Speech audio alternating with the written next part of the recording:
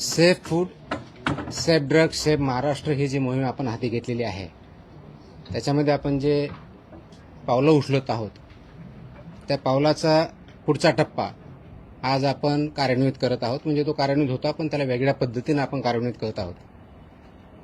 गेल्या 8-10 दिवसापूर्वी आपण HRE ऑर्डर काढली, हॉटेल्स, रेस्टॉरंट्स, इटरीच्या बाबतीतली ऑर्डर काढली आणि त्याबद्दलचे इम्प्लिमेंटेशन अक्रॉस महाराष्ट्र चालू आहे. त्याच्यावरती कारवाई होते आहे. आता त्याच्या पुढचं आपल्या अन्नामध्ये सर्वात महत्त्वाचा जो घटक असतो तो असतो दूध, मिल्क अँड मिल्क प्रॉडक्ट्स. त्या बाबतीत मी स्टार्टिंगला आल्यानंतर महाराष्ट्रातले जे दूध उत्पादक आहेत, मिल्क प्रॉडक्टवाले जे आहेत, ते प्रोड्युसर्स आहेत, यांची एक मीटिंग याच ठिकाणी घेतली होती आणि त्याच्यामध्ये आपली परिस्थिती काय आहे हे त्यांच्या निदर्शनास आणून दिलं होतं. कोणते रेग्युलेशन्स, रूल्स, स्टँडर्ड्स त्यांनी पाळायचे, कशा पद्धतीनं पाळायचे याबद्दलही त्यांना प्रेझेंटेशन करून जवळजवळ 1 तास त्याच्यामध्ये चर्चा करून त्यांना मार्गदर्शन केलं होतं. त्यानंतर बऱ्याच अंशी काही ज्या मोठ्या इस्टॅब्लिशमेंट्स आहेत त्यांनी त्यांच्या स्तरावर त्यांच्या कर्मचाऱ्यांचं प्रशिक्षण घेणं, त्यांचे जे व्हेंडर्स आहेत त्यांचं प्रशिक्षण घेणं यांचंही काम चालू केलेलं आहे. ही चांगली गोष्ट आहे. परंतु फक्त तेवढ्यापुरतं जाऊन आपल्याला थांबता येणार नाही. आपल्याला सर्वंकष जी इकोसिस्टम आहे, दूध प्रक्रियेमधली पूर्णपणे इकोसिस्टम, अगदी प्रोड्युसरपासून म्हणजे फ्रॉम फार्म टू प्लेट म्हणजे कंझ्युमरच्या ताटात जाईपर्यंत फार्म टू प्लेट ह्या कन्सेप्टवरती आपल्याला काम करावं लागणार आहे. आणि त्या साखळीमधले सर्वजण जे आहेत त्यांनी हे जे स्टँडर्ड्स आहेत ते पाळणं, ते इम्प्लिमेंट करणं आणि त्या अनुषंगाने त्या मानांकनानुसार तो प्रॉडक्ट तयार करणं, स्टोअर करणं, ट्रान्सपोर्ट करणं, प्रोसेस करणं आणि विकणं या सर्व गोष्टीवरती काम करावं लागणार आहे.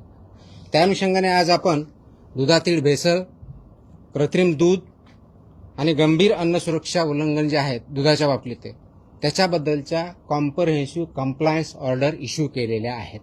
जसं हॉटेल, रेस्टॉरंट, इटरीच्या बाबतीत केल्या होत्या तसं मिल्क आणि मिल्क प्रॉडक्ट्स याच्या बाबतीतले जे स्टँडर्ड्स आहेत, जे रेग्युलेशन्स आहेत, ते रेग्युलेशन्स सर्व साखळीमधले दूध उत्पादकापासून कंझ्युमरपर्यंत, फार्मपासून प्लेटपर्यंत हा जो कन्सेप्ट आहे इकोसिस्टमचा, त्या सर्व स्टेक होल्डर्समध्ये या पद्धतीने कॉम्प्रहेन्सिव्ह गाईडलाईन्स ज्या आहेत त्या आपण इश्यू केलेल्या आहेत. त्या कंप्लायन्स गाईडलाईन आहेत.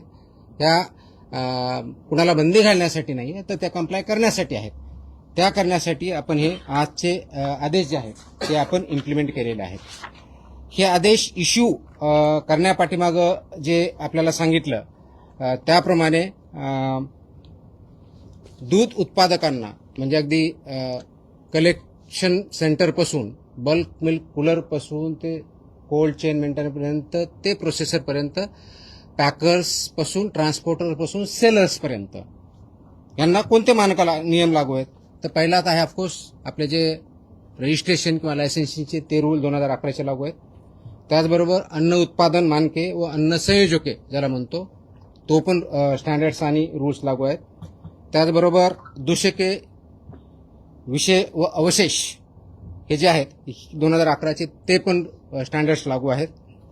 विक्रीवरील प्रतिबंध व निर्बंध जे आहेत प्रोहिबिटेड आयटम्सच्या बाबतीत ते रेग्युलेशन्स ते पण लागू आहेत.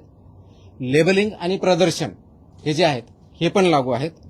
अन्न सुरक्षा मानके पॅकेजिंग विनियमन जे आहे 2018 ते पण लागू आहेत. त्याचबरोबर अन्नाचे सदृढीकरण ज्याला फॉर्टिफिकेशन जे म्हणतो हे पण रूल याच्यामध्ये लागू 2018चे. आणि जाहिरात आणि दावे हे पण रूल्स अँड रेग्युलेशन लागू आहेत. म्हणजे 8 प्रकारचे रेग्युलेशन्स फसाई ऍक्ट 2006च्या अंतर्गत जे आहेत आणि 2011चे रूल्स प्लस हे 8 प्रकारचे मिनिमम रेग्युलेशन्स हे प्रत्येक जणाला लागू आहेत. याचं पालन होणं अपेक्षित आहे. आता हे पालन करण्याच्या दृष्टिकोनातून हे कुणाकुणाला लागू आहे हा प्रश्न आपल्या समोर आलेला असेल. तो सर्वात पहिला जो आहे दूध संकलन केंद्र, कलेक्शन सेंटर जे असतात ते किंवा बल्क मिल्क कूलर्स यांना लागू आहेत. दुसरं आहे दूध शीतकरण सेंटर्स जे केंद्र आहेत, कूलिंग सेंटर ज्याला म्हणतो तिथं आहेत. दुग्ध प्रक्रिया युनिट्स व उत्पादक ज्याच्यामध्ये पाश्चरायझेशन आपण करतो, प्रमाणीकरण करतो म्हणजे स्टँडर्डायझेशन, होमोजेनायझेशन जे करतो, निर्जंतुकीकरण करतो आणि त्याचबरोबर UHT प्रकल्प ज्याला म्हणतात, म्हणजे अल्ट्रा हाय ट्रीटमेंटवाले जे प्लांट असतात त्यांना सुद्धा हे मानकं, रेग्युलेशन्स, रूल्स लागू आहेत. त्याचबरोबर पॅकर्स आणि फिलिंग स्टेशन्स, म्हणजे बऱ्याच वेळेस आपण बंद बॉटल्स तयार करतो किंवा पॅकेट तयार करतो, ते पॅकर्स आणि फिलर्स यांना पण हे लागू आहेत. वितरक, वाहतूकदार आणि घाऊक विक्रेते यांना पण हे नियम लागू आहेत. किरकोळ विक्रेते, दूध बूथ्स, दूध विक्रेते व सुटे दूध विक्रेते यांना पण लागू आहेत. स्वयंचलित व बल्क दूध विक्री चालक यांना पाहिलं आहेत. ऑटोमॅटिक व्हेंडिंग मशीन याच्यामध्ये असतात त्यांना. दूध व दुग्धजन्य पदार्थाचे उत्पादक म्हणजे मिल्क प्रॉडक्ट्सवाले, जसे की त्याचबरोबर पॅकिंग करणारे, ह्या दुधाच्या प्रॉडक्टच्या बाबतीत आणि दुधाच्या बाबतीत पॅकिंग करणारे विक्रेते, व यामध्ये पनीर असेल, छना असेल, खवा असेल, तूप असेल, लोणी असेल, क्रीम, दही, चीज, आईस्क्रीम, दूध powder, condensed milk, flavoured milk व इतर सर्व दुग्धजन्य पदार्थ याचे उत्पादक यांना पण हे सर्व नियम लागू आहेत. या सर्वांनी या नियमांचं तंतोतंत पालन करायचं, ज्याच्या माध्यमातून हे परिपूर्ण दूध, सेफ मिल्क हे कंझ्युमरच्या प्लेटपर्यंत, घरापर्यंत जाईल. कोणत्याही प्रकारचं त्याच्यामध्ये अडल्टरेशन असणार नाही, कोणत्याही प्रकारचं त्याच्यामध्ये कंटॅमिनेशन असणार नाही, कोणत्याही प्रकारचं सबस्टँडर्ड मिल्क ते असणार नाही. म्हणजेच सेफ असेल, अनसेफ किंवा सबस्टँडर्ड किंवा मिसब्रँडेड अशा प्रकारचं मिल्क किंवा मिल्क प्रॉडक्ट्स हे कंझ्युमरपर्यंत आपल्याला देता येणार नाही, विकता येणार नाही किंवा प्रक्रिया करता येणार नाही. यासाठी हे नियम लागू आहेत. आता थोडक्यात, कारण डिटेल ऑर्डर आहे, प्रेस नोट पण डिटेल देतोय मी, त्याच्यामध्ये काही गोष्टी आपल्याला शॉर्टमध्ये सांगतो, कारण हे जर डिटेल सांगायला गेलं तर खूप मोठ्या प्रमाणात वेळ लागेल. ते आपण प्रेस नोटमध्ये निश्चितच वाचाल हे मला अपेक्षित आहे, त्याचप्रमाणे त्याची पब्लिसिटी कराल हे मला अपेक्षित आहे. पण थोडक्यात जर आपल्याला सांगायचं झालं तर याच्यामध्ये जसं ॲप्लिकेबिलिटी सांगितली, त्याचप्रमाणे याच्या बाबतीत कर्तव्य व जबाबदाऱ्या ज्या आहेत, या FBO ज्या फूड बिझनेस ऑपरेटर ह्या सेक्टरमध्ये जे काम करतात त्याच्यामध्ये त्याचे हाताळणारे दूध व दुग्धजन्य पदार्थ हाताळणारे, प्रक्रिया करणे, साठवणे, वितरण करणे, विक्री करणे अशा सर्व आस्थापनामध्ये याच्यामध्ये हे इम्प्लिमेंटेशन करणं गरजेचं आहे. तिथल्या पायाभूत सुविधा आणि स्वच्छता ह्या महत्त्वाच्या आहेत. जे युनिट आहे, जसं हॉटेलच्या बाबतीत मी सांगितलं होतं तसं या बाबतीत पण आहे. हे आस्थापना जी असतात ह्या पूर्णपणे दूषितीकरणाचे संभाव्य स्त्रोतस्थान, म्हणजे ज्याला पोल्युशनची शक्यता जी असते त्याच्यापासून दूर असणं अपेक्षित आहे. धूळ, सांडपाणी आणि कीटक यांपासून पूर्णपणे दूर असणं आणि प्रोटेक्ट असणं गरजेचं आहे. दूध स्वीकारणे, दॅट इज रिसेप्शन करणे, शीतकरण करणे, कोल्ड करणे, प्रक्रिया प्रोसेसिंग करणे, पॅकिंग, साठवणूक करणे यासाठीचं स्पष्टपणे त्याचे एरिया दाखवला पाहिजे. एखादी डेअरी आहे किंवा प्रोसेसिंग प्लांट आहे, या ठिकाणी असे वेगवेगळे एरिया आहेत, ते डिमार्केट केले पाहिजेत, लेबल केले पाहिजे, आणि त्या ठिकाणी तेच काम करता आलं पाहिजे. जसं हॉटेलच्या बाबतीत मी बोललो होतो की किचनमध्ये रिसेप्शनचा वेगळा पाहिजे, सिग्रिगेशनचा वेगळा पाहिजे, व्हेजचा पाहिजे, तसंच या बाबतीत सुद्धा जे दूध स्वीकारलं जातं तो वेगळा डिमार्केटेड एरिया पाहिजे, तिथले स्टँडर्ड्स वेगळे, ते त्याप्रमाणे पाळले पाहिजेत, इम्प्लिमेंट केले पाहिजेत. शीतकरण करण्याच्या बाबतीतल्या काय आहेत तिथं केले पाहिजेत. प्रोसेसिंग करण्याच्या बाबतीत आहे त्या ठिकाणचा वेगळा एरिया पाहिजे. पॅकिंग आणि साठवणूक ह्या वेगळ्या गोष्टी आहेत. याच्यामध्ये कोणत्याही परिस्थितीत परस्पर दूषितीकरण किंवा क्रॉस कंटॅमिनेशन होणार नाही याची काळजी आपल्याला घ्यायची, कारण हे क्रिटिकल पॉईंट असतात, त्याला HACCP असं म्हणतो, hazard analysis and critical control points असं म्हणतात. हे हॅझर्ड अनालिसिस त्यांनी ठेवणं, त्याच्यावरती डिटेलमध्ये थोड्या वेळा बोलच मी, तसं अपडेशन करणं, ते फसाईच्या स्टँडर्ड प्रमाणे आहे ते कंप्लाय करणं आणि ते इम्प्लिमेंट करणं. म्हणजे एका क्रिटिकल पॉईंटला जर ते सबस्टँडर्ड आलं किंवा ॲज पर स्टँडर्ड आलं नाही तर तिथंच ते रिजेक्ट झाला पाहिजे. पुढं ते गुड्स, ते दूध किंवा दुग्धजन्य पदार्थ जो आहे पुढे जाता कामा नये, तो डिस्कार्ड तिथंच झाला पाहिजे. त्याच्यामुळे तर क्रिटिकल पॉईंट्स म्हणतात, त्याच्यामुळे क्रिटिकल कंट्रोल पॉईंट असं नाव दिलेलं आहे. क्रिटिकल तिथं बघायचं, ते स्टँडर्डला असेल तर तो पुढे प्रोसेस होईल, अन्यथा तिथंच तो रिजेक्ट होईल. ही प्रोसेस इम्प्लिमेंट करणं गरजेचं आहे. ही जर इम्प्लिमेंट केलं तर खूप मोठ्या प्रमाणात क्वालिटेटिव्ह फरक पडू शकतो, ते इम्प्लिमेंट करणं गरजेचं आहे.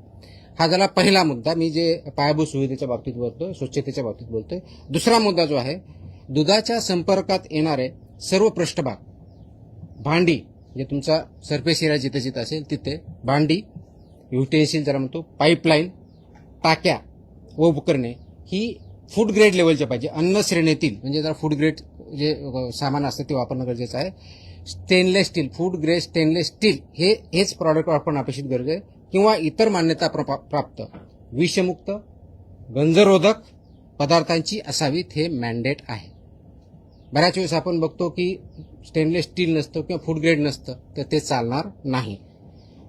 त्याचबरोबर ती तात्काळ किंवा चांगल्या पद्धतीने इमिजिएटली स्वच्छ करता आली पाहिजे, ज्याला आपण CIP म्हणतो, क्लिनिंग प्लेस, ते पटकन करता आलं पाहिजे, त्या दृष्टीचीही पाहिजे.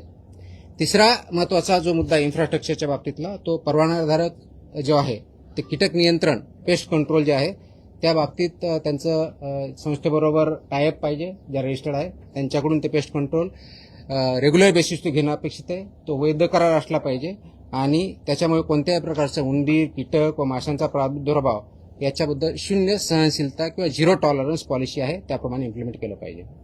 गेल्या वेळेस मी हॉटेल, रेस्टॉरंट आणि इटरीच्या बाबतीत मी हे एक सांगितलं होतं की पेस्ट कंट्रोल व्यवस्थित पाहिजे.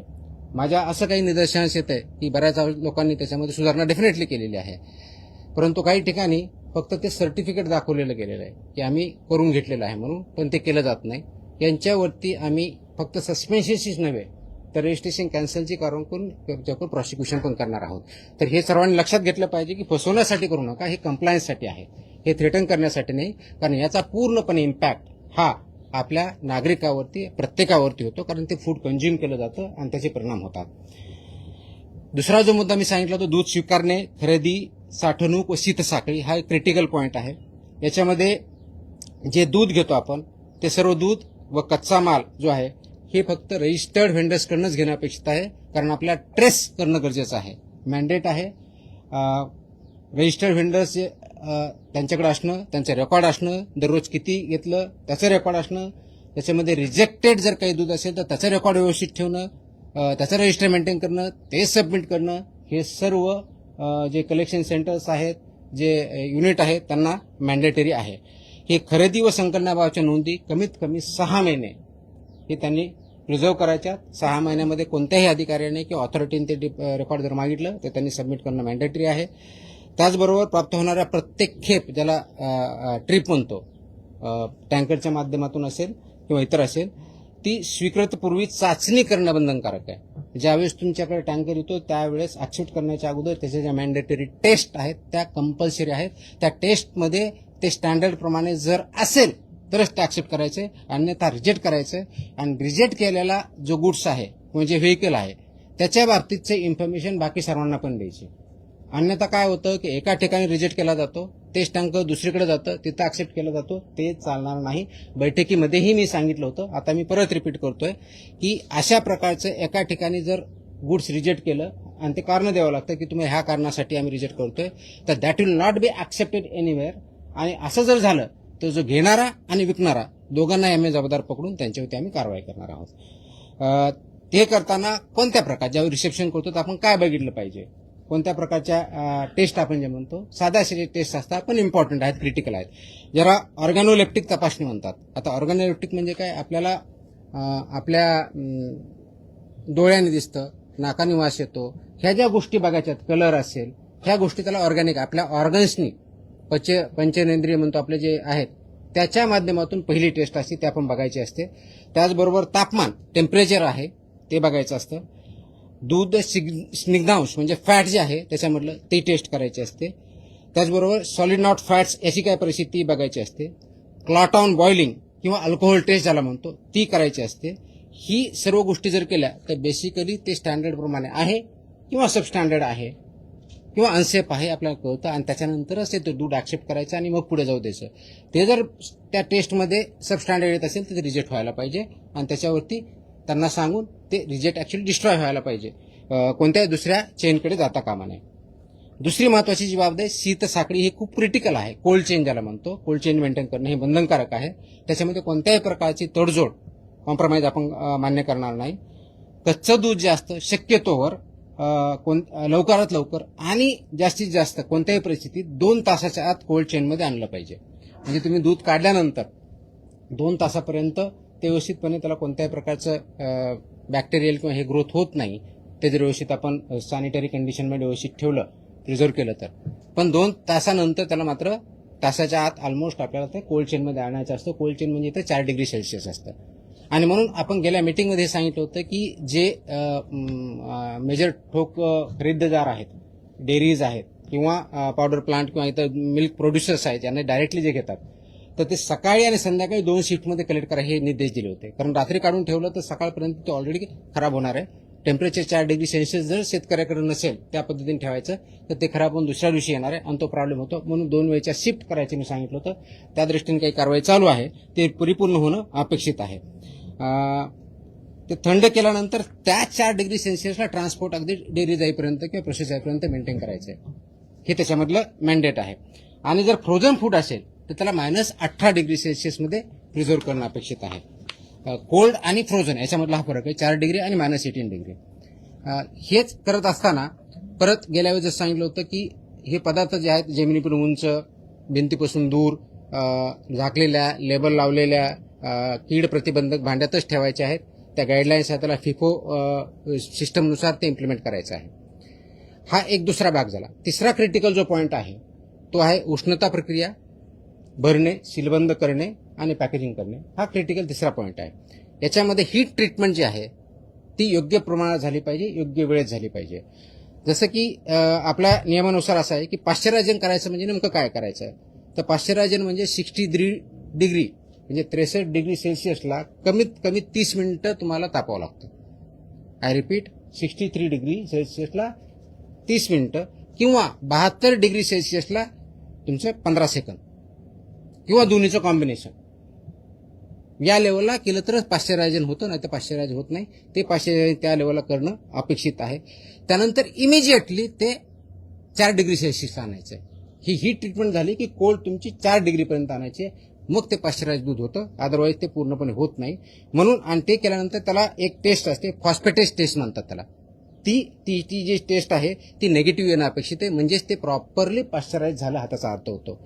हे जे पाश्चरायझ करणाऱ्या युनिट्स आहेत त्यांनी ही काळजी घ्यायची की या पद्धतीने होईल आणि याचा लॉग मेंटेन केला जाईल, त्याचा रेकॉर्ड मेंटेन केला जाईल आणि त्याच्यामध्ये पूर्णपणे ट्रान्सपरन्सी असेल. तसंच निर्जंतुकीकरण जे आहे, जे म्हणतो हे सीलबद्ध पात्रामध्ये किमान ज्यावेळेस आपण म्हणतो ते 115 डिग्री सेल्सिअस 115 डिग्री सेल्सिअस तापमानावर कमीत कमी 15 मिनिटं तापवायचं. किंवा यूएचटी ट्रीटमेंट असेल, अल्ट्रा हाय टेम्परेचर ज्याला म्हणतो, ते 135 डिग्रीला तापमानावर किमान 1 सेकंद एवढ्या टेम्परेचरमध्ये ते सीलबंद डब्यामध्ये पॅक करायचे आणि त्यानंतरच ते पॅकेज मिल्क म्हणून आपल्या ते पॅक जे मिल्क आहे त्याप्रमाणे आपल्याला करता येतं. तर ही प्रक्रिया जर आपण पार पाडली नाही तर याचा इम्पॅक्ट क्वालिटेटिव्ह होतो, त्याच्या प्रिझर्वेशनवर होतो आणि ऑफकोर्स त्याचे जे स्टँडर्ड्स आहे याच्यावरती होतो. एक महत्वाचा मुद्दा याच्या बाबतीतला जो आहे तो उष्णता प्रक्रिया केलेले जे दूध आहे त्या बाटल्यामध्ये किंवा इतर पात्रामध्ये भरणे हे ऑटोमॅटिक म्हणजे यांत्रिकी पद्धतीने करणं अपेक्षित आहे. कारण ज्यावेळेस तुम्ही बाटली सीलबंद करता, फिटिंग अँड सीलिंग ज्याला म्हणतात, सीलबंद करता, ती मॅन्युअली केली तर परफेक्ट होत नाही, म्हणजे त्याला ऍक्च्युअली सीलबंद होत नाही, ते बंद होऊ शकतं. तर सीलबंद करण्यासाठी it has to be mechanical, हे मॅन्डेट आहे. त्याच्यामुळे ते प्लांटमध्ये केलं जातं आणि जेणेकरून ती उघडता येणार नाही, उघडली तर कळेल. कोणी जर ओपन केलं तर त्याच वेळेस कळेल आणि ओपन केल्यानंतर पुन्हा सेल करता येत नाही.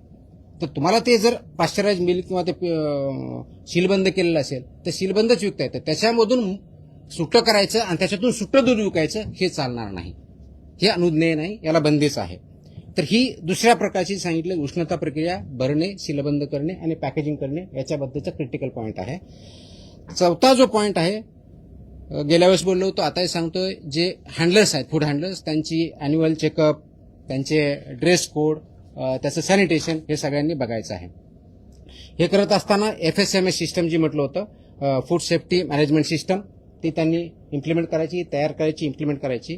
पण सर्वात महत्वाचं म्हणजे HACCP जे आता बोललो होतो, ज्याला हॅझर्ड अनालिसिस क्रिटिकल कंट्रोल पॉइंट्स, ही सिस्टम जोपर्यंत आपण इम्प्लिमेंट करणार नाही तोपर्यंत प्रोसेस चांगली होणार नाही, स्टँडर्डायझेशन प्रमाणे होणार नाही आणि ते करणं गरजेचं आहे. आणि म्हणून हे इम्प्लिमेंट करणं, तो कंप्लायन्सचे अपडेट करणं, म्हणजे आजच्या डेटपर्यंत अपडेट करणं, तो फसाईचे जे टोटल रेग्युलेशन्स आहेत 22 त्या 22 रेग्युलेशन आणि पर्टिक्युलरली 8 आता मी जे वाचून दाखवले त्याच्यापासून कंप्लायंट असायलाच पाहिजे. तो डिस्प्ले करणं आणि 6-6 महिन्यांनी होईना तर पिरियॉडिक रिपीट करून ते इम्प्लिमेंट करणं हे अपेक्षित आहे. हे करण्यासाठी थर्ड पार्टी ऑडिट मॅन्डेटरी आहे आणि ते थर्ड पार्टी ऑडिट जर त्यांनी केलं तर ते तृतीय पक्ष लेखापरीक्षण हे बंधनकारक राहील आणि त्याच्यावरती आम्ही पण त्याच्यात जाऊन तपासणी करू. त्याचबरोबर मग ग्राहक माहिती, लेबलिंग आणि पारदर्शकता असायला पाहिजे. जे लेबलिंगच्या बाबतीत महत्वाची गोष्ट आहे. उत्पादाचे नाव, त्याचा वर्ग, क्लास ऑफ मिल्क, परवाना किंवा नोंदणी क्रमांक, लोगो असल्यात डेअरी प्रोडक्टचा लोगो असेल तर लोगो, घटकांची यादी, त्याच्यामध्ये कोणते कोणते घटक आहेत त्याची यादी, पोषण विषयक माहिती, nutritional information about the product or the food म्हणजे मिल्क किंवा मिल्क प्रॉडक्ट जे असेल त्याच्याबद्दलची, हिरवे इथं चिन्ह आहे कारण हे डिफाईंडच व्हेजिटेरियन म्हणून त्याच्यामुळे त्याला हिरवाच चिन्ह भेटेल, त्याला रेड कुली भेटणार नाही. बेस्ट बिफोर एक्सपायरी किंवा यूज बाय हे दिनांक आणि मॅन्डेटरी व्यवस्थित पाहिजे, त्याच्यानंतरचं वापरायचं नाही. निव्वळ प्रमाण म्हणजे किती, नेट ज्याला म्हणू ते किती आहे. उत्पादक किंवा पॅकिंग करण्याचे नाव व संपूर्ण पत्ता हे मॅन्डेटरी आहे.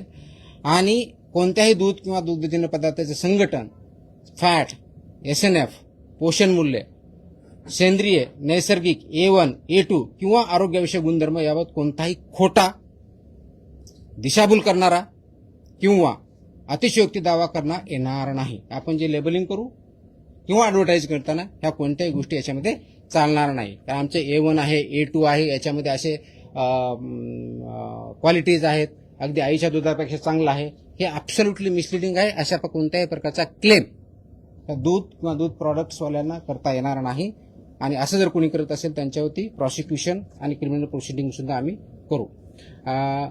हे करत असताना 6 महिन्याखाली बालकांनी वापरू नये हे काही ठिकाणी जे बंधनकारक आहे ते क्लिअरली लिहिलं पाहिजे. Not to be use for infants below 6 months. ते कोणतं आहे, कंडेन्स स्किम मिल्क जे आहे त्या पद्धतीने बघितलं म्हणजे हे बाबतीत आहे. दूध पावडर, स्कीम मिल्क पावडर, गोड किंवा फ्लेवर्ड कंडेन्स मिल्क तसेच द्रवरूप दूध पदार्थ करण्यासाठी पुनर्गठित करता येणाऱ्या तत्सम उत्पादनावर हे वाक्य महत्वाचं आहे. Not to be use for infants below 6 months हे मॅन्डेटरी आहे. आणि माझी विनंती आहे की पालकांना सुद्धा या पद्धतीचे प्रॉडक्ट्स हे 6 महिन्याच्या खालच्या बालकांना किंवा इन्फॅन्ट्सना देऊ नयेत. ते त्यांच्यासाठी अनुज्ञेय नाही किंवा ते योग्य नाही आहे आणि म्हणून ते प्रॉडक्टवरती त्याचं लेबलिंग असणं अपेक्षित आहे. बाकीचे जे कंडेन्स मिल्क आहे, मशीन स्कीम मिल्क आहे किंवा पार्टली स्कीम्ड आहे, हे सर्व गोष्टी त्याच्यामध्ये क्लिअर त्या लेबलिंगवरती असल्या पाहिजेत. एक महत्वाचा, बऱ्याच वेळेस मला वेगवेगळे नागरिक किंवा आपल्यामधून काही प्रश्न विचारले जातात. आईस्क्रीम आहे, कुल्फी आहे, चॉकलेट आहेत किंवा सॉफ्टी आईस्क्रीम आहे, यांच्या बाबतीत सुद्धा लेबलवर स्पष्ट गोष्टी लिहिल्या पाहिजेत. कोणत्याही पदार्थामध्ये स्टार्च असल्यास यापैकी पॅकेजिंग व लेबलिंग नियमाच्या नुसार तो त्याच्यावर घोषित करावा लागणार. कोणी जर याच्यामध्ये स्टार्च यूज केला असेल किंवा कोणताही नॉन मिल्क प्रॉडक्ट त्याचा जर यूज केला असेल तर तो तुमच्या लेबलवरती डिस्प्ले करणं, लिहिणं हे बंधनकारक आहे. प्रत्येक पॅकेजवर बॅच क्रमांक असेल, कोड किंवा लॉट क्रमांक बंधनकारक आहे. अलर्जन त्याच्यामध्ये दाखवलेलं असेल. त्याचबरोबर त्याच्यामध्ये काय आहे याच्यामध्ये कंटेन्स मिल्क, ट्री नट्स, इतर ज्या गोष्टी आहेत त्या नमूद करायच्या जर त्यांनी टाकलेल्या असतील तर. नाशवंत उत्पादनासाठी कीप इन रेफ्रिजरेटेड जो लिहायचा आहे तेही त्यांनी बंधनकारक लिहिलं पाहिजे. दूध पावडरसाठी store in cool, dry place in an air tight container ही त्याच्यावरती मॅन्डेटरी कंडिशन आहे ती लिहिली पाहिजे. आणि हे सामान ठेवताना म्हणजे फूड प्रॉडक्ट ठेवणार त्याची काळजी जे युजर्स आहेत त्यांनी पण घेतली पाहिजे. आता दूध आणि दुधाचे जे मानकं आहेत ते मी वाचून दाखवत नाही, आपल्याला माहिती आहे. तर फॅटचा, गाईच्या दुधाचा काय, म्हशीच्या दुधाचा काय, शेळीच्या दुधाचा काय, ते पूर्ण वेबसाईटवर आहे, माझ्या प्रेस नोटमध्ये आहे, ते डिटेल मी जात नाही. 2 महत्वाच्या गोष्टी मला अजून सांगायच्या. त्याच्यामध्ये एक रिकॉन्स्टिट्युटेड मिल्क आणि दुसरं तुमचं आहे रिकंबाईंड मिल्क. हे रिकॉन्स्टिट्युटेड मिल्क म्हणजे काय, तर हे ड्राईड मिल्क आहे किंवा कॉन्सन्ट्रेटेड दूध आहे. याच्यामध्ये पिण्यायोग्य पाणी मिसळून संबंधित प्रकारच्या दुधासाठी विहित करण्यात आलेले पाणी घनपदार्थ प्रमाण पुन्हा स्थापित करून दुधाच्या विहित संरचना प्राप्त होतील असं तयार केलेलं मिल्क. आणि रिकंबाईंड मिल्क म्हणजे पुनर्संयोजित मिल्क म्हणतात त्याला. प्रिझर्व्ड स्वरूपातील दुग्धस्नेहक म्हणजे मिल्क फॅट जो प्रिझर्व केलेला आहे तो व मिल्क सॉलिड नॉट फॅट्स याच्यामध्ये पाणी करून तयार केलेला आहे. हा त्याच्यामधला डिफरन्स आहे. हे वापरताना त्याच्यामध्ये दुधाच्या बाबतीतला स्निग्धांश विरहित घनपदार्थ स्त्रोत ह्या केवळ वाळविले ड्राईड किंवा सदन म्हणूनच दुधाचा वापर करावा आणि त्याचप्रमाणे असणं अपेक्षित आहे. याच्यामध्ये एक फूड ॲडिटिव्ह जे अलाउड आहेत तेच ॲड करायचे, त्याच्या व्यतिरिक्त कोणतेही करायचं नाही. ज्या ठिकाणी फॉर्टिफिकेशन ऑफ मिल्क झालेलं आहे म्हणजे या ठिकाणी व्हिटॅमिन्स पर्टिक्युलरली ए आणि व्हिटॅमिन डी टाकले, त्या याच्यावरती एफ हा मोठा बोल्ड लेटरमध्ये लिहायचं आहे. त्याकडून लोकांना कळेल की याच्यामध्ये फॉर्टिफिकेशन्स कोणत्या पद्धतीच्या आहेत. हे करत असताना पाश्चराईजच्या बाबतीत एक 2-3 महत्वाच्या गोष्टी ज्या मी सांगायच्या म्हटलं होतं, तर त्या सीलबंदला कोणत्याही प्रकारचं छेडछाड जर असेल तर कुणीही विकत घेऊ नये आणि विकणाऱ्याने ते विकू नये. ड्युली लेबर्ड पॅकमध्ये विक्रीस देता येतं, त्याच्या व्यतिरिक्त देता येत नाही. फिलिंग आणि सिलिंग हे अंतिम उष्णता ज्यावेळेस असते त्या मोमेंटला करायचं असतं, त्याच्या अगोदर किंवा त्याच्या नंतर नाही, हे त्यांना पाहायचे. पाश्चराईज प्रमाणित किंवा इतर कोणताही उष्णता प्रक्रिया केलेलं जे दूध आहे ते उघड्या कॅनमधून, ड्रममधून किंवा सीलबंद नसलेल्या पात्रामधून सुट्या स्वरूपात विक्री करणं अनुज्ञेय नाही. ते सीलबंदमध्येच विक्री करावं लागेल. त्याला ओपन करून ते ॲज अ लूज मिल्क म्हणून ते आपल्याला विकता येणार नाही. आणि म्हणून फिलिंग अँड बॉटलिंग व सीलिंग याची प्रक्रिया जे प्लांट आहेत त्यांनी व्यवस्थितपणे पाळणे, ते इम्प्लिमेंट करणे, इन्क्लुडिंग सेलर पॉईंटपर्यंत ते बघणं गरजेचं आहे. आणि जर रॉ मिल्क असेल तर ते रॉ मिल्कवरती हे लिहिलं पाहिजे की याच्यामध्ये हे दूध कच्चं असून सेवन करण्यापासून उकळणं आवश्यक आहे, हे त्याच्यावरती लिहिणं गरजेचं आहे. आता याच्यामध्ये दूध संकलन केंद्राने काय करायचं हे मी दिलेलं आहे, त्याच्या डिटेल्स गाईडलाईन आहेत. त्याचबरोबर दूध शीतकरण केंद्राने काय करायचं याच्या जवळजवळ 9 प्रकारच्या गोष्टी त्यांनी करायच्या. त्याच्यामध्ये क्लिनिंग इन प्लेस पाहिजे, तापमान मेंटेन केलेलं पाहिजे, इन्स्ट्रुमेंट पाहिजे, त्याचे कॅलिब्रेशन पाहिजेत, सांडपाण्याची व्यवस्था पाहिजे. ह्या सगळ्या गाईडलाईन ह्या माझ्या ऑर्डर्समध्ये आहेत, त्याच्यामुळे डिटेलमध्ये जात नाही. परंतु याच्यामध्ये ह्या ज्या गाईडलाईन्स मी सांगितल्या त्या ॲप्लिकेबिलिटी कोणाला सांगितली, तो एंड टू एंड आपल्याला सिस्टम ज्याला इकोसिस्टम म्हणतो ते आपण डेव्हलप करतोय. याच्यामध्ये जर व्हायोलेशन केले तर पनिशमेंट ज्या अनसेफ फूडच्या बाबतीत आहे किंवा अडल्चरेटच्या बाबतीत किंवा कृत्रिम दुधाच्या बाबतीत जे आहे, ज्याला सिंथेटिक मिल्क म्हणतो आपण, जे केमिकलपासून बनवलेलं असतं त्याच्या बाबतीत, आणि अशा केसमध्ये डेथ झाला तर कमीत कमी 7 वर्ष, जास्तीत जास्त आजन्म कारावास इतका आहे. 10 लाख रुपये दंड आहे. या अवशा अनुदानामुळे जर गंभीर दुखापत झाली, जर ग्रीव्हस इंजरी म्हणून 6 वर्षापर्यंत कारावास आणि 5 लाख रुपये दंड आहे. गंभीर स्वरूपाची नसलेली दुखापत झाली तर 3 लाखापर्यंत दंड आहे, 1 वर्षाचा कारावास आहे. कोणतीही दुखापत झाली नसल्यास 3 महिन्यापर्यंत कारावास आणि 3 लाखापर्यंत दंड आहे. आणि सबसिक्वेंटचा जर असेल तर ऑफकोर्स फर्स्ट कंडिशन 1 लाख रुपये दंड अतिरिक्त लावला जाऊ शकतो. अन्न सुरक्षा ऑफिसर जे आहेत आपले FSO यांनी जप्त केलेला किंवा ताब्यात केलेले दूध किंवा इतर कोणत्याही वस्तू हस्तक्षेप करता येणार नाही. ती हटवणे किंवा त्याच्याशी छेडछाड करणे हा 6 महिन्यापर्यंत कारावास आहे. त्याच्यामुळे ऑफिसरच्या याच्यामध्ये आपण जे म्हणतो की माझ्या सेंटरमध्ये, माझ्या युनिटमध्ये मी एंट्री करू देणार नाही, हे आपल्याला चालणार नाही. ऑफेन्सेस बाय कंपनी जे करतात तो गुन्हा झाल्यास प्रत्येक कंपनीवर त्याच्यावर व्यवसायाचं जे आहे पूर्णपणे कारवाई करण्यात येईल. दंडाच्या बाबतीत जर बघितलं तर रजिस्ट्रेशन नसेल किंवा लायसन्स नसेल तर 10 लाख रुपये दंड आहे, त्याच्याशिवाय तुम्हाला काम करता येणार नाही. Up to 10 lakh is a fine. दिशाभूल करणारी ॲडव्हर्टाईज असेल, खोटी असेल तर 10 लाखापर्यंतचा दंड आहे. आतापर्यंत अनफॉर्च्युनेटली आम्ही दंड खूप कमी करायचो, इथून पुढे आम्ही मॅक्सिमम दंड, म्हणजे कुणी दिशाभूल केली तर आम्ही 10 लाख रुपये दंड लावणार, या पद्धतीने काम करणार आहे. फॉल्स क्लेम इन्फॉर्मेशन दिली तर त्याच्यामध्येही 10 लाखापर्यंतचा दंड आहे. दुधामध्ये भेसळ करण्यासाठी वापरल्या जाणाऱ्या कोणत्याही पदार्थावरती भेसळकारक पदार्थाचा ताबा ठेवणे, तो पदार्थ आरोग्यास अपायकारक असल्यास 10 लाखापर्यंतचा दंड, इतर बाबतीत 2 लाखापर्यंतचा दंड ही तरतूद आहे. मागणी केलेल्या स्वरूपाचे, गुणधर्माचे किंवा गुणवत्ता नसलेले दूध किंवा दुधाचे पदार्थ विकणे याच्यामध्ये 5 लाखाचा दंड आहे. त्याच्यामुळे ह्या दंडाच्याही तरतुदी आपल्या हे डिटेलमध्ये दिलेल्या आहेत, ह्या सर्वांना लागू आहेत. त्याप्रमाणे त्याचं इम्प्लिमेंटेशन आपण करूयात आणि ते इम्प्लिमेंटेशन जर केलं तरच आपण एंड टू एंड ही साखळी जी आहे ते आपण चांगल्या पद्धतीनं इम्प्लिमेंट करू शकतो.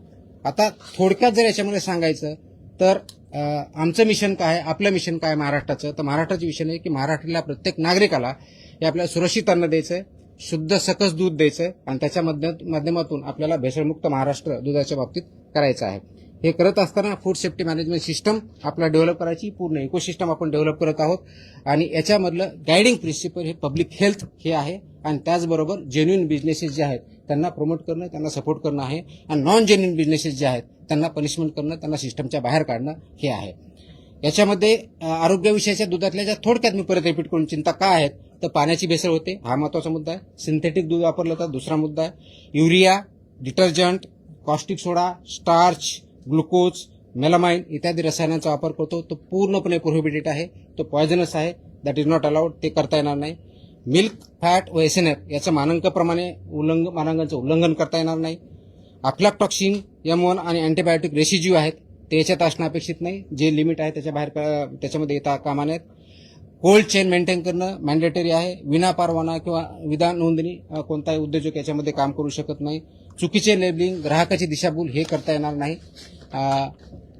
अस्वच्छ परिसर किंवा अन्न हाताळ्या कर्मचाऱ्याच्या हेल्थकडे दुर्लक्ष किंवा अनहेल्दी कर्मचाऱ्यांनी ते करणं हे अपेक्षित नाही आहे. आणि म्हणून फार्म टू प्लेट या तत्वावरती ही जी इकोसिस्टम असणं अपेक्षित आहे ती परिपूर्ण विशेष सायकल करण्याचा आपला उद्देश आहे. त्या दृष्टिकोनातून जवळजवळ 25 रिफॉर्म्स या ऑर्डरच्या माध्यमातून आपण इम्प्लिमेंट केले. थोडक्यात त्याची लिस्ट इथं मी दिलेली, मी परत ती वाचत नाही, आपण त्याच्यामध्ये वाचू शकता. त्याच्यामध्ये आणखी आपण अवेअरनेस क्रिएट करू शकता आपल्या माध्यमातून. संपायच्या अगोदर फक्त 2 गोष्टी. पहिलं आपलं जे होतं आपण निरीक्षण करायचो, नमुना घ्यायचो, अहवाल द्यायचो, कारवाई करायचो किंवा कारवाई झाल्यास सांगायचो. ह्या 3 पॉईंटवर चालवते. आपण आता तसं करत नाहीये. आपण आता पूर्णपणे एंड टू एंड इकोसिस्टमच्या दृष्टिकोनातून कारवाई करतोय. हेल्दी फूड, हेल्दी मिल्क, कोणत्याही फूडचा आयटम आणि हेल्दी ह्युमन बिईंग हा त्याच्या पाठिंब्याचा कन्सेप्ट, हा त्याच्या पाठिंब्याचा गोल आहे. ते करण्यासाठी आपण अनालिसिस करतो, त्याचबरोबर गुप्त माहिती पण भेटते, इन्फॉर्मेशनही भेटते, त्याचं निरीक्षण किंवा अनालिसिस आपण परत करतो. आपण टेस्टही घेतो, प्रयोगशाळाचं विश्लेषणही करतो. ट्रेसेबिलिटी आपण जसं सांगितलं की N2 आपण ते करण्याचा प्रयत्न करतोय. पुरवठा साखळीचा पूर्ण तपास करणार आहे आपण. मूळ स्रोतावरती कारवाई करणं आणि नंतर प्रोसिक्युशन करणं या पद्धतीनं काम चालणार आहे. फक्त जो कोणी व्हेंडर आहे याच्यापुरतं मर्यादित न राहता तर पूर्ण ट्रेस आउट करून त्या सायकलमध्ये जे कोणी एलिमेंट इन्व्हॉल्ड आहेत त्या सर्वांवरती ह्या गोष्टी लागू आहेत. अशा दृष्टिकोनातून आपण काम करणार आहोत. त्याच्यामुळे ही चेकलिस्ट पण आपण दिलेली आहे आणि या दृष्टिकोनातून आपण काम करतोय. एक प्रश्न तुम्ही विचारणार आहात, त्याच्या अगोदर उत्तर देतो की रॉ मिल्क विक्रीला बंदी आहे का? त्याचं उत्तर नाही असं आहे. रॉ मिल्क तुम्ही विक्री करू शकता, ती विथ अटीच्या अधीन राहून आहे, त्या पद्धतीने करायची आहे. सिंथेटिक मिल्क म्हणजे नेमकं काय, तर त्याचा उत्तर असं आहे की ते अस्सल दूध नाहीये, ते केमिकल पदार्थापासून आपण तयार केलेलं हे सिंथेटिक मिल्क असतं. ट्रेसेबिलिटी म्हणजे काय, तर उत्पादकापासून कंझ्युमरपर्यंत गेलं त्याचा आपल्याला ट्रेस आउट करता आला पाहिजे ह्या दृष्टीने आहे.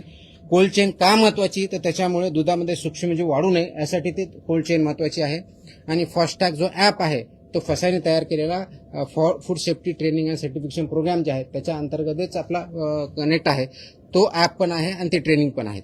हे आदेश हे बेसिकली अनुपालन आदेश आहेत, हे बंदी आदेश नाहीत. आणि त्यामुळे हे ग्राहकाच्या संरक्षणासाठी, त्यांच्या हेल्थसाठी आणि जेन्युइन उद्योजकांच्या बरारीसाठी आहेत. ते कुणाला प्रिव्हेंट निगेटिव्ह ऑर्डर नाही, हे पॉझिटिव्ह कंप्लायन्स ऑर्डर आहे आणि ते इम्प्लिमेंट करण्याचं काम, एन्श्युअर करण्याचं काम ॲज अ रेग्युलेटरी एजन्सीमधून कमिशनर फूड सेफ्टी किंवा FDA या डिपार्टमेंटचा आहे, त्या दृष्टीने आपण काम करत आहोत. हे करण्याचा उद्देशच एवढा आहे की दूध हा घटक अगदी लहान मुलापासून वयोवृद्ध माणसापर्यंत सर्वजण डेली बेसिस, ऑलमोस्ट डेली बेसिसवरती त्याचा वापर होतो. त्याच्यामधून खूप मोठ्या प्रमाणावरती परिणाम झालेले आहेत. आणि म्हणून माझी सर्व याच्या उद्योजक जे आहेत त्याच्यामध्ये त्यांना विनंती आहे की हे जे स्टँडर्ड्स आहेत, हे जे रेग्युलेशन्स आहेत आणि ह्या ज्या ऑर्डर्स आहेत याचं तंतोतंत पालन करा, त्याचं इम्प्लिमेंटेशन करा, जेणेकरून FDAला आपल्या आल्यानंतर सॅटिस्फाय होऊन बाहेर येईल की आपल्यावरती कारवाई करण्याची गरज पडणार नाही. अन्यथा आम्हाला प्रॉसिक्युशन करण्यापासूनच जे व्हायोलेशन ज्या लेवलचे आहेत त्याप्रमाणे कठीणातली कठीण किंवा स्ट्रॉंगेस्ट ॲक्शन ती घ्यावी लागेल. Because we mean business, we don't compromise on the health of people. Thank you. राज्यातला किती दुधाची गरज आहे आणि यामध्ये किती संकलन होतं? आजच्या डेटला आपल्याकडं तो डेटा डेअरी विभागाकडे असतो, तो आपल्याकडे नाही. पुढच्या काही काळामध्ये हा डेटा आपल्याकडे पण येण्यासाठी आपण ऑनलाईन काही सिस्टम डेव्हलप करणार आहे, त्यावेळेस त्याचं परफेक्ट आन्सर मी देऊ शकेल. जी लोकसंख्या असते त्याच्या अनुषंगाने ती आवश्यकता असते. तसं सायंटिफिक स्टडी माझ्याकडे FDA डिपार्टमेंटला नाही, त्याच्यामुळे मला ते कमेंट करताना याचा डेटा हा आजच्या डेटला डेअरी विभागाकडे आहे. सर भेसळ पनीरवर काय करायचं?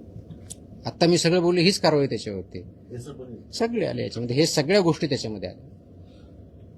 आज विधानसभेमध्ये आमदार जितेंद्र आव्हाडांनी एक प्रश्न उपस्थित केला तुमच्या अनुषंगाने स्पेसिफिक की तुमची या विभागातून बदली करण्यासाठी भेसळ करणाऱ्या लोकांनी 250 कोटी तिथे रुपये गेल्या प्रेसमध्ये त्याचं उत्तर दिलेलं आहे मी.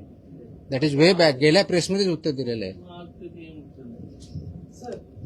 साहेब, एकंदरीत तुम्ही जे बंधनं किंवा ज्या अटी सांगितल्या आहेत, बंधनं नाही, कंप्लायन्स ऑर्डर आहे. बंधनं नाही, स्टँडर्ड्स पाळा म्हणून सांगतोय. या अनुषंगाने जर आज कारवाई करायची झाली तर शक्य जेवढे इस्टॅब्लिशमेंट आहेत त्यांच्यावरती कारवाई होऊ शकते. असं नाही, आहेत ना काही चांगले. आपण सगळ्यांनाच असं चुकीच्या याच्यामध्ये एका मापदंडाने मापणं बरोबर नाहीये. याच्यामध्ये चांगलं काम करणारे आहेत तर वेट करणारे आहे. जे सगळीकडे असं ते पर्सेंटेज किती आहे काय आहे हा भाग वेगळा असू शकतो. आणि म्हणूनच मी प्रथम मिटिंग घेतली होती. मीटिंगमध्ये सांगितलं होतं. त्याच्यानंतर बऱ्याच लोकांनी त्याच्यावरती काम करणं चालू केलेलं आहे. आता ह्या ऑर्डर त्याच्यामध्ये आणखी कॉम्प्रिहेन्सिव्ह आहेत. ते त्याचं इम्प्लिमेंटेशन करण्याचे ते प्रयत्न करतील आणि त्याच्यातून चांगला रिझल्ट येईल. तुमच्या या कारवाई चालू अनेक कारवाई चालू आहेत त्याच्यामध्ये तुम्ही जे घटक असतात त्या लॅबकडे पाठवताय तो लॅबनं तुम्हाला जो हे येतोय काय अहवाल किती दिवसामध्ये येतोय काय त्याचं जे कालावधी आहे ओके, हा शेवटला बोलू का आत्ता बोलू? कारण तुम्हाला 1 महिन्याचा डेटाच देईल मी. Okay okay. त्याला सर जोडून की कायदेशीर काही त्याला आधार घेतात का काही जण? कारण का लॅबला गेल्यानंतर अनेक जण कायदेशीर पद्धतीनं पळवाट वगैरे काढतात का या माध्यमातून? कायदा इम्प्लिमेंट करण्यासाठी असतो. जे कायदे आहे तेच इम्प्लिमेंट होतं. त्याच्यामुळे कायदेशीर पळवाट हा शब्द प्रयोग माझ्या दृष्टिकोनातून योग्य नाहीये. जो कायदा आहे ते इम्प्लिमेंट करणं काम आहे आणि कंप्लायन्स करणं एफबीओचं काम आहे, इम्प्लिमेंट करणं एफडीएचं काम आहे. याच्या बाबतीत जर बोलायचं झालं तर त्याच्यात जे काही लॅक्युना असतील तर त्याच्यावरती विचार होईल. पण अशी कोणती लॅक्युना आहे आजच्या डेटला आमच्या निदर्शनास नाही. असं वाटेल त्याच्यावरती आम्ही काम करू. त्याच्या बाबतीतलं लॅबच्या बाबतीतला आपण प्रश्न विचारला. येस, आपल्याकडं सध्या गेल्या वेळेस थोडक्यात आला होता पण यावेळेस डेटाच्या आधारे मी बोलतोय. सर्वसाधारणपणे आपण फूड सॅम्पल जर बघितले तर मी तुम्हाला कम्पॅरेटिव्ह डेटा देतो जून 2025 आणि जून 2026 ह्या 2 महिन्याचा. म्हणजे गेल्या वर्षाच्या जूनमध्ये किती सॅम्पल टेस्ट झाले आणि या महिन्याच्या जूनमध्ये किती सॅम्पल टेस्ट झाले. तर गेल्या वर्षी जून महिन्यामध्ये फूडचे 1622 सॅम्पल आपल्या 3 ज्या लॅब आहेत त्याच्यामधून झाले होते. यावर्षी जून महिन्यामध्ये 7494 सॅम्पल एवढे टेस्ट झालेले आहेत. त्याच्यामुळे रेट वाढलेला आहे. त्याची कालच मी डिटेल प्रेस नोट दिलेली आहे. याच्या बाबतीत आम्ही काय काय मेजर्स घेतलेले आहेत. त्याच्यामध्ये 2 शिफ्टमध्ये काम करणं आहे. त्याच्यामध्ये बॅचेसमध्ये टेस्टिंग करणं आहे. म्हणजे एकाच प्रकारचे जर 10 नमुने असतील 15 असतील आणि तीच कॅपॅसिटी जर असेल तर तेवढे एका बॅचमध्ये लावणं असेल. त्याचं प्लॅनिंग मॅनेजमेंटच्या बाबतीत केलेलं आहे. प्रोहिबिटेड आयटमच्या बॅचेस प्रायोरिटीवरती घेतलेल्या आहेत. मिल्कच्या बॅचेस प्रायोरिटीवरती घेतलेल्या आहेत. त्यांना स्पेसिफिक काही डेस दिलेले आहे की ते फक्त त्याचंच काम करतील. हे जे मॅनेजमेंट आहे किंवा इथलं ओव्हरऑल मॅनेजमेंट आहे त्याचं मॅनेजमेंटमध्ये फरक पडलेला आहे. अजून पुढच्या महिन्यामध्ये याच्यामध्ये फरक पडलेला असेल. आमचं टार्गेट असं आहे की ऑगस्टच्या पहिल्या आठवड्यापर्यंत म्हणजे जुलै एंडपर्यंत आपण करंट लेवलला येऊ. कोणत्याही प्रकारची लेगसी राहणार नाही. सो दॅट फूडचा सॅम्पल आला याला 14 दिवसाची लिमिट आहे. त्या 14 दिवसाच्या आतच त्याचे रिझल्ट जातील आणि फक्त रिझल्ट जाण्यापर्यंत आम्ही करणार नाही. ते रिझल्ट आल्यानंतर त्याच्यावर जी पुढची कार्यवाही होणं अपेक्षित आहे माझ्या अधिकाऱ्याकडनं आणि एफबीओस कडनं ती लॉजिकल कन्क्लुजनला नेऊ याच्यावरती आम्ही काम करतो. अनेक वेळेला असं सोशल मीडियावरती व्हिडिओ बघतो की कोणत्याही पद्धतीची रसायनं टाकून ते दूध बनवण्याचा प्रकार केला जातो. तशी कुठची आहे किंवा त्याच्या बाबतीत काय? आपण याच्यावरती सोशल मीडियावरती रिस्पॉन्स मी नाही करणार. सोशल मीडियावरती कुणी काय टाकतं याला काय सोच नसतो. तर जे काय आता मी सांगितलं कोणत्या प्रकारचे म्हणजे प्रोहिबिटेड आयटम आहेत यूज करायला ते आपल्याला करताच येत नाही. तसे जे सापडतं आपण कारवाई करतोच. या एक मिनिट सदाभाऊ खोत आणि गोपीचंद पडळकर या दोन्ही आमदारांनी एक डेमो दाखवला होता विधानसभा अधिवेशनाच्या वेळेस. काही रसायनं आणून कसं दूध तयार करतात किंवा फॅट कसं अधिक वाढवतात आहे ना. तर अशा काही आपल्या निदर्शन असेल त्याच्यावरती आम्ही कारवाई करणार. ते अलाउड मी जे सांगितलं की सिंथेटिक मिल्क म्हणून किंवा केमिकल मिल्क म्हणून ते मिल्क नाही याच्या मुळामध्ये तर ते इलिगलच आहे. It's not a milk, it's a poison. तर त्याच्यावरती आपण कारवाई करतोच. येस यू असेल आता आपण मुंबईमध्ये जास्त अमूलचं दूध येतं. आपण राज्याबाहेर पण कारवाई करणार? माझा अधिकार राज्यापुरता आहे. मग सर्व त्याला कसं रोखणार? महाराष्ट्रात जे काही दूध येतं ते कोणते असू दे महाराष्ट्रात जे दूध येतं किंवा जे प्रॉडक्ट असतात ते महाराष्ट्राच्या ज्युरिडिक्शनमध्ये आहेत. सर हे अमूल कूलचे जे दूध येतात अमूल कूलचे जे दूध येतात स्वीट ते किती दिवसापर्यंत ठेवू शकतो सर? त्याच्यावर लिहिलेलं असतं ना. पाश्चरायझर आहेत आता मी सांगितलं, त्याच्या लिमिटेशन ठरलेले आहेत त्याच्या. जाहिरात सर बीडमध्ये म्हटलं की शिवराजमध्ये वेगवेगळ्या पद्धतीच्या जाहिराती केल्या जातात. सॉरी नाही, कोणतरी बोलतो बीडचं कोणतरी काहीतरी होतं. हां बीडमध्ये श्रीकृष्ण केक बर्फी फार्मवरती देखील कारवाई करण्यात आली, पण गावकऱ्यांचं असं म्हणणं आहे की लाखो रुपयांचा जो मुद्देमाल होता तिथे फक्त 35,000 रुपयाच हजार दाखवले आणि कारवाई म्हणजे आरोपी जे होते ते एकच जणावरती कारवाई केलेली, कारण तो 7 ते 8 जण होते त्या ठिकाणी. ज्यावेळेस कारवाई होते त्यावेळेस तिथला मुद्देमालाचा पंचनामा होतो, तो समक्ष होतो.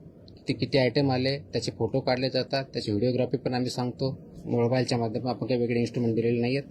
त्याच्यामुळे असं जर कोणी म्हणत असेल की त्यांच्याकडे काही पुरावा असेल जे क्लेम करतात त्यांनी मला सादर करावं, त्याच्यानुसार मी त्याच्यावर कारवाई करेन. पण फक्त बोलायचं की एवढा मुद्देमाल लाखाचा होता, त्यांनी जाऊन बघितलं होतं का लाखाचा होता का 35,000चा होता का 1 कोटीचा होता हे मला माहित आहे. त्यांच्याकडे काही पुरावा असेल डेफिनेटली आपण कारवाई करू. ती कारवाई बीडमध्ये 2 दिवसापूर्वीची कारवाई बोलतो. रात्री 2-3च्या दरम्यान सुरू झालेली कारवाई ती. जशी इंटेलिजन्स आमच्याकडे आला आमची टीम तिथं गेली, ते पूर्णपणे तपासल्यानंतर त्याच्यामध्ये सगळ्या चुकीच्या गोष्टी आढळल्या. जवळजवळ दुसऱ्या दिवशीपर्यंत कारवाई चालू होती, ती केली आणि तो उद्योजक किंवा जो आहे तो अगदी 2-3 महिन्यापूर्वीच त्यांनी लायसन्स घेऊन काम चालू केलेलं होतं. तो वी हॅव ट्रेस्ड इट आणि त्याचे जे काही लॉजिकल कन्क्लुजन प्रॉसिक्युशन करून सगळे आपण परिणाम त्यांच्यावरती कारवाई करूया. सर अजून एक होता, मुंबईत अनेक ठिकाणी जे पान जे आहे ते विकलं जातं, काही जे पान सेवन केल्यानंतर चक्कर येणं, बीपी लो होणं किंवा अशा प्रकारचे त्यांनी प्रकार जे आहे ते समोर येताना पाहायला मिळतात. यावरती देखील काही कारवाई करणार आहे? अरे एफडीचे प्रश्न विचारे बाबा. नाही आता तू पान खाणार खायच्या बाबतीचा माझा इश्यू नाही. अनेक ठिकाणी असं म्हणायचं होतं की गुटखा किंवा अशा पद्धतीचं नाही गुटखा होते बॅनच आहे. असे गुटखा कोणी वापरत असेल ते सांगा, आम्ही कारवाई करतोच आहे ना. पुण्याच्या माध्यमातून पण हल्ली गुटखे अरे हो असं कुठे येत असेल कोणी पाठवणार असेल तर आम्हाला सांगा, आम्ही पण मागू आणि आम्ही कारवाई करू, काही अडचण नाही. We do that also. म्हणजे कुणी असा अड्रेसवर येत असेल तर आम्ही कुणाला तरी पाठवायला लावू, ॲड्रेस मागायला तर आम्ही तसंही करतो. आम्ही करतो ना तसंही, काहीच अडचण नाही. असं असेल माहिती असेल तर डेफिनेटली कारवाई करू आपण, काहीच अडचण नाही. दुसरा एक असा प्रश्न होता करण्याचा प्रयत्न करताय, मात्र नवीन सॉरी कम अगेन परत बोला. एका ठिकाणी तुम्ही राज्य व्यसनमुक्त करण्याचा प्रयत्न करताय, मात्र नवी मुंबईमध्ये महानगरपालिकेमध्ये बटाट्यामध्ये बडे किडे आढळल्याचे आता समोर आले. कुठे? नवी मुंबईच्या महानगरपालिकेमध्ये. महानगरपालिकेत का हॉटेलमध्ये कुठे? कॅन्टीनमध्ये. आम्ही तपासणी करू, पाठवा तिथे टीम, काय अडचण नाही. हां मुंबईमध्ये पहिल्या दूध केंद्रावर दूध भेटत होतं. काय मुंबईमध्ये सगळे दूध सेंटरवर दूध भेटत होतं. हां आता प्रत्येक गल्लीमध्ये दुकानामध्ये छोटे छोटे जे दुकानं आहेत तिकडे दूध आता मिळतं, ते जास्त भेसळयुक्त असतं. हे असं तुमचं म्हणणं आहे. कुठं असेल तर सांगा, आम्ही करतो. That is what we are expected. Please understand. ऐकून कसं असतं ज्यावेळेस हे गोष्टी असतात, दिस इज 3 खूप महत्वाचे स्टेक होल्डर आहेत त्याच्यामध्ये. एक एफबीओ जो हा माल तयार करतो विकतो, तो व्यावसायिक जो आहे तो. दुसरा रेग्युलेटर म्हणजे आम्ही एफडीए, आणि तिसरा कंझ्युमर. हे तिघांनी मिळून करायच्या गोष्टी आहेत. रेग्युलेटरचा रोल रेग्युलेटर डेफिनेटली करेल. कमी पडत आहोत आणखी इम्प्रूव्ह करू आम्ही, काही प्रश्न नाही. त्यासाठीच आपण हे जे ऑर्डर्स काढतोय, ऑर्डर काढण्याचे उद्देश काय? ऑर्डर काढण्याचा उद्देश एक काय, एफबीओ यांना हे त्या ऑर्डर्स चांगल्या पद्धतीने परत माहीत व्हाव्यात, काय त्यांचे मानकं वापरायचे, कोणत्या प्रकारचे स्टँडर्ड करायचे हे माहिती व्हावं आणि त्यांनी कंप्लाय करावं.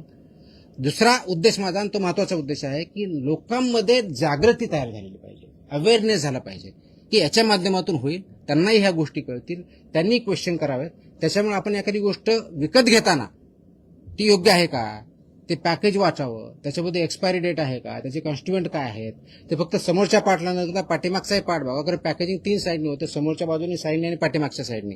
तर ह्या ठिकाणी काय लिहिलेलं आहे ते पण वाचावं. तर ते वाचणं आणि आम्ही रेग्युलेट करणं. तर हे इज अ कंबाईन ऍक्टिव्हिटी. जिथं काही असं असेल तर डेफिनेटली आपल्याला जे मीन्स दिलेले आहेत त्या माध्यमातून आमच्यापर्यंत आलं तर आम्ही कारवाई करू. आम्ही सुमोटोही कारवाई करतो, कंप्लेंटच्या माध्यमातून करतो, इंटेलिजन्सच्या माध्यमातून करतो. त्याच्यामुळं it is a collective responsibility. तर प्रत्येक माणसापर्यंत मी पोहोचू शकत नाही, पण इंडिव्हिज्युअल माणूस आमच्यापर्यंत ह्या माध्यमातून पोहोचू शकतो, कंप्लेंटच्या माध्यमातून, ऑनलाईनच्या माध्यमातून, फोनच्या माध्यमातून तो पोहोचू शकतो.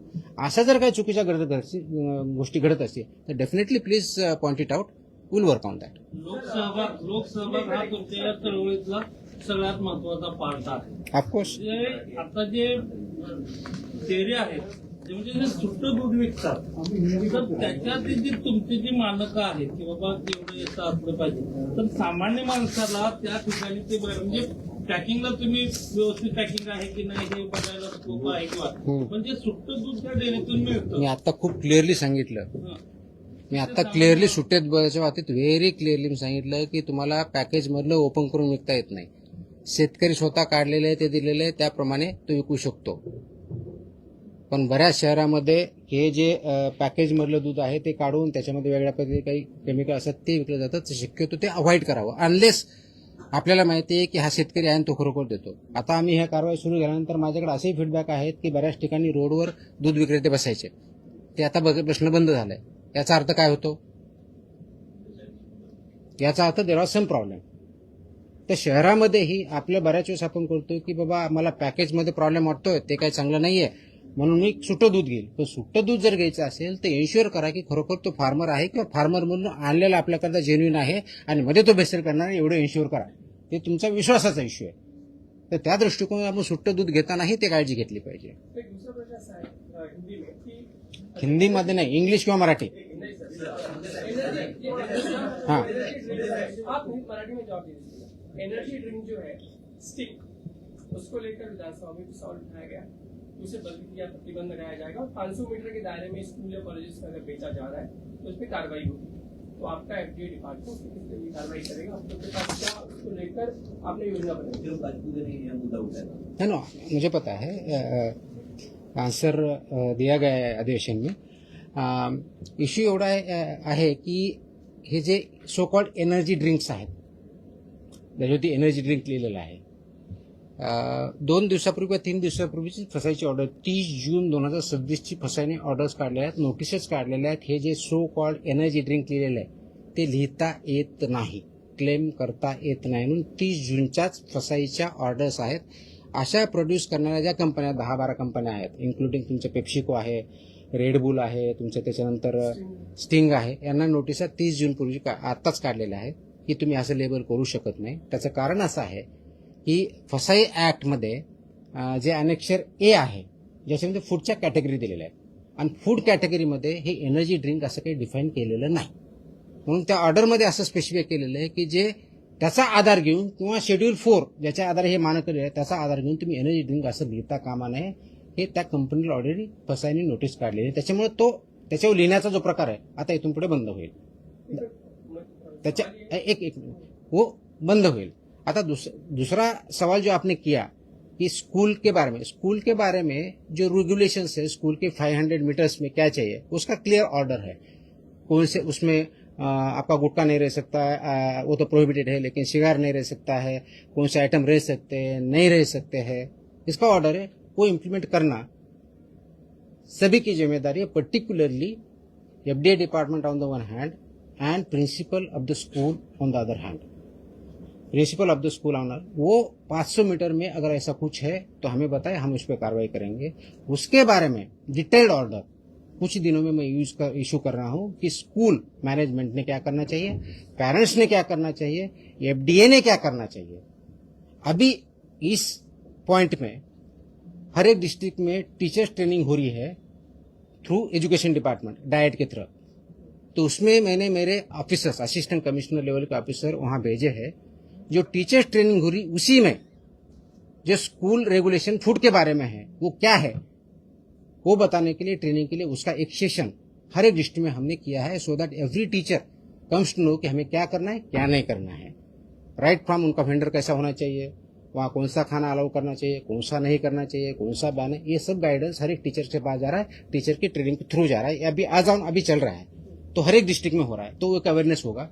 उसके बाद कुछ दिनों के बाद 8-10 दिन के बाद मैं स्कूल का जो स्टैंडर्ड्स है फूड के बारे में, चिल्ड्रन के बारे में, न्यूट्रिशन के बारे में, उसका जैसे अभी दूसरा ये जो ऑर्डर निकला मिल्क एंड मिल्क प्रोडक्ट्स, वैसा ऑर्डर वो भी निकाल रहा हूँ। उसके तहत आपके जो क्वेश्चन है सब आंसर हो जाएंगे उसमें। तो सवाल ये कि आपके यहाँ की एनर्जी ड्रिंक तो नहीं है, मतलब आप एनर्जी क्लेम नहीं कर सकते। नहीं कर सकते। तो अगर एनर्जी क्लेम नहीं कर सकते तो फिर कंपनीज आपको क्या क्लेम कर सकती है? सिंपल तो उनका और वो ये ऐसी ड्रिंक है, ड्रिंक कैफिनेटेड ड्रिंक या एरेनेटेड ड्रिंक या कार्बोनेटेड ड्रिंक डिफाइन होता है, उसके कंटेंट कितने होने चाहिए वो डिफाइंड है, उसका वायलेशन वो नहीं कर सकते। लेकिन वो एनर्जी ड्रिंक नहीं बोल सकते, क्योंकि बहुत से लोग एनर्जी है इसलिए लेते या देते हैं। उसमें ये भी है कि 18 साल के नीचे लोगों को रिकमेंडेड नहीं है करके, it is not recommended, it is not ban but it is not recommended. तो पेरेंट्स से मेरी ये गुजारिश है, लोगों से मेरी ये गुजारिश है कि ये 18 साल के नीचे वाले लोगों को पीने मत दीजिए, प्रिवेंट कीजिए। It is not recommended, it is not advisable, because it contains का तुम्हारा कैफीन है उसमें, इट कंटेन्स तुम्हारा शुगर है, वो कंटेंट है, उसमें कंटेंट लिखा हुआ होता है। और उसमें रिकमेंडेड भी लिखा है कि not recommended for persons below 18 years, lactating mothers, pregnant mothers, लिखा है उस पर, ये मैंडेटरी है। तो मेरा ये है कि लोगों ने इसको पालना चाहिए, इसका इम्प्लीमेंटेशन करना चाहिए, सेल्फ इम्प्लीमेंटेशन करना चाहिए, ऑटोमेटिकली प्रॉब्लम सॉल्व हो जाएगा। क्योंकि आप जैसे कह रहे हैं कि 18 साल के नीचे तो आप यूज नहीं कर सकते, लेकिन हम देखते हैं कि हाईली यूज रेडफुली इस रिकमेंडेड, प्रिवेंटेड नहीं है, रिकमेंडेड है। तो वो तो हर एक इंडिविजुअल का चॉइस है ना। तो पेरेंट्स तो इसीलिए तो अवेयरनेस जो है, तो पेरेंट्स ने ये केयर लेनी चाहिए कि वो ड्रिंक नहीं कर रहे हैं। फिर अब आप कुछ इस तरह की सर्वे शुरू करेंगे स्कूल कॉलेज के बाद? सर्विस सर्वे शुरू करेंगे ताकि जैसी सर्विस जो एनर्जी है तो यही बोल रहा है कि मैं टीचर्स और प्रिंसिपल को हम जब ट्रेनिंग कर रहे हैं, उनको यही तो बता रहे हैं। तो हर दिन तो वहाँ प्रिंसिपल रहेगा, टीचर रहेगा, हर दिन तो कोई अथॉरिटी नहीं रह सकता वहाँ पे। तो हर दिन उनके पास स्कूल में बच्चे आते हैं, पेरेंट्स से इंटरेक्शन रहता है, एरिया उनके कंट्रोल में, उनको फुल अथॉरिटी है। और उनका कोई कंप्लाई नहीं कर रहा तो हमें इंटीमेट करे, हम वहाँ पे कार्रवाई करेंगे। But primarily principal of the school has to do it. इसके ऑर्डर्स में निकाल रहा हूँ, तो वो होगा। तो और इसके साथ पेरेंट्स ने कोऑपरेट किया, ऑटोमेटिकली ये हम काम अच्छी तरह से कर सकते हैं, जरूरी है। सर एक महत्वाचं लास्ट मागच्या आठवड्यामध्ये मुख्य सचिवांनी एक बैठक घेतली होती. त्या बैठकीला महिला बाल कल्याणचे सचिव, सगळे जेडपी सचिव, सीईओ आणि कलेक्टर होते. यावेळेला THR टेक होम रेसिपी जी योजना आहे त्या योजनेतून मुलांना घरपोच आहार दिला जातो 0 ते 6 महिने ते 3 वर्षापर्यंतच्या मुलांना. तर तो जनावरांनाही खाण्याच्या लायकीचा नाहीये आणि तुम्ही अशा पद्धतीनं देता आहात, अशा पद्धतीचं स्टेटमेंट मुख्य सचिवांचं होतं. आणि त्यामुळे तुमच्या विभागाचा निधी हा पशुसंवर्धनाला दिला पाहिजे आणि तुम्ही खूप केअरलेस वागता असं स्टेटमेंट होतं. तर तुम्ही त्या THR संदर्भात काय ऍक्शन करणार? हे स्टेटमेंट मला माहीत नाही, मी त्याच्यावर कमेंट करण्याचं काहीही कारण नाहीये. बट माझ्या डिपार्टमेंटच्या FDAचा जो काही रोल आहे तो एवढाच आहे की सर्व प्रकारचे जे काही फूड आहे त्याचं टेस्टिंग करणं, त्याच्यामध्ये अंगणवाडीला जाण्याच्या फूडचं ते पण टेस्टिंग करतो, जे स्वस्त धान्य दुकान आहे ते करतो.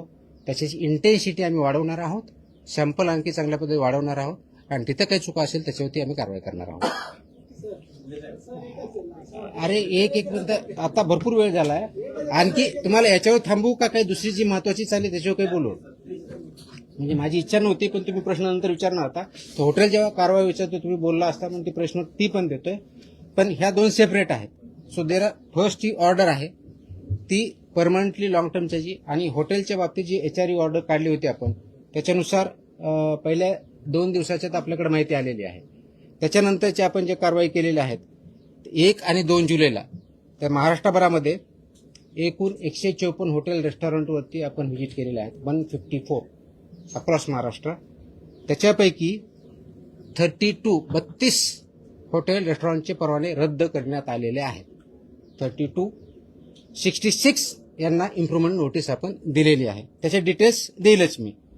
त्याचबरोबर पान गुटखा, मसाला गुटखा विक्री याच्यावरती 13 व्यक्तींना अटक केलेली आहे गेल्या 2 दिवसामध्ये. 5 आस्थापना सील केलेल्या आहेत, 4 वाहनं जप्त केलेली आहेत.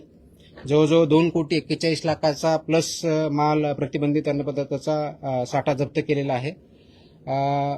ह्या ज्या हॉटेलवरच्या कारवाया आहेत त्याच्यामध्ये ठाणे विभागात 10, नाशिक विभागात 10, पुणे विभागात 7, अमरावती विभागात 4, छत्रपती संभाजीनगर विभागात 1 इत्यादी निलंबनाच्या कारवाया झालेल्या आहेत. त्याचे नावं लिस्ट सगळी दिलेली आहे मी. अपेक्षित हे आहे की याच्यावरती लोकांनी सुद्धा आपण जिथं अन्न खातो ते व्यवस्थित आहे का, ते मानकाप्रमाणे आहे का, हे बघणं अपेक्षित आहे. हॉटेल आहे तर तिथं पहिलं तर फसायचं लायसन्स किंवा लायसन्स आहे की नाही बघा. असेल तर अगदी ज्या मी HREच्या ऑर्डरमध्ये सांगितलेलं आहे ती स्वच्छतेपासून सगळ्या गोष्टी आहेत का ते बघा, जे आपल्याला दिसू शकतात. विभागनिहाय तुम्हाला जर हॉटेलच्या बाबतीतली माहिती दिली तर मुंबईमध्ये 17 म्हणजे बृहन्मुंबई हे विभागामध्ये 2 जिल्हे जे येतात, 17 आपण हॉटेलला व्हिजिट किंवा इन्स्पेक्शन केले, 5 सुधारणा नोटीस दिल्या. कोकणामध्ये 23, 10 परवानगी निलंबन केले. पुण्यामध्ये 53, 25 सुधारणा नोटीस, 7 परवानगी निलंबित केले. नाशिकमध्ये 20 सुधारणा नोटीस, 7 निलंबन परवानगी 10. छत्रपती संभाजीनगर 4 आस्थापनांना व्हिजिट केली, 1 परवाना निलंबित केला. अमरावतीमध्ये 23 ठिकाणी व्हिजिट केल्या, 15 सुधारणा नोटीस दिल्या, 4 निलंबन केले. नागपूरमध्ये 14 सुधारणा नोटीस 10 आणि महाराष्ट्रामध्ये एकंदर 154 व्हिजिट, 62 सुधारणा नोटीस, 32 लायसन्स सस्पेंड केलेले आहेत. आणि याच्यापेक्षाही मोठी कारवाई आजही चालू आहे आणि चालू राहणार आहे. मात्र आमचा फोकस सगळ्या सेक्टरवरती राहणार आहे. हॉटेल चालू झालं म्हणजे दूध कमी झालं किंवा प्रोहिबिटेड आयटम कमी झालं असं नाही. प्रोहिबिटेड आयटम कशाही परिस्थितीत आम्ही कमी करणार नाही. दूध आणि दुधाचे पदार्थ याच्यावरती खूप मोठा फोकस आहे. वेगवेगळे सेक्टर्स आहेत, त्या वेगवेगळ्या सेक्टरवरती कारवाई चालू आहे आणि त्याचे परिणाम आपल्याला पुढच्या काळात डेफिनेटली दिसतील. आय थिंक नाही आता बस झालं, आपण खूप बोललो, माझा घसा दुखायला लागला. आपण नंतर भेटूया. चलो, थँक्यू.